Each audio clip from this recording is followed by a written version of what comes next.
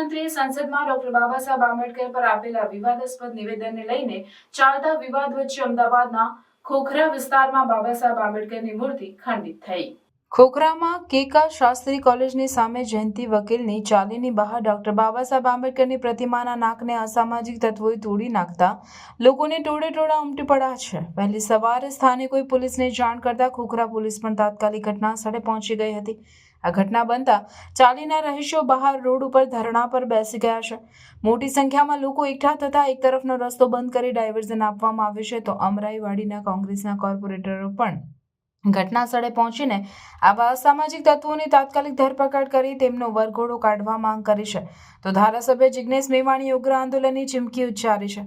સ્થાનિકો કહી રહ્યા છે કે જ્યાં સુધી બાબા સાહેબની પ્રતિમાને નુકસાન પહોંચાડનાર આરોપીની ધરપકડ નહીં થાય ત્યાં સુધી રસ્તા પરથી નહીં હટીએ। સાથે જ પ્રતિમાને નુકસાન પહોંચાડવામાં આવ્યું છે તે પ્રતિમા ફરીથી પ્રસ્થાપિત કરવામાં આવે। હાલ તો ડોક્ટર બાબા સાહેબ આંબેડકરની ખંડિત પ્રતિમાને કપડાથી ઢાંકી દેવામાં આવી છે। એસીપી કૃણાલ દેસાઈએ જણાવ્યું હતું કે આ મામલે ખોખરા પોલીસે ફરિયાદ નોંધી છે અને આરોપીઓની ધરપકડ કરવાની તજવીજ હાથ ધરી છે।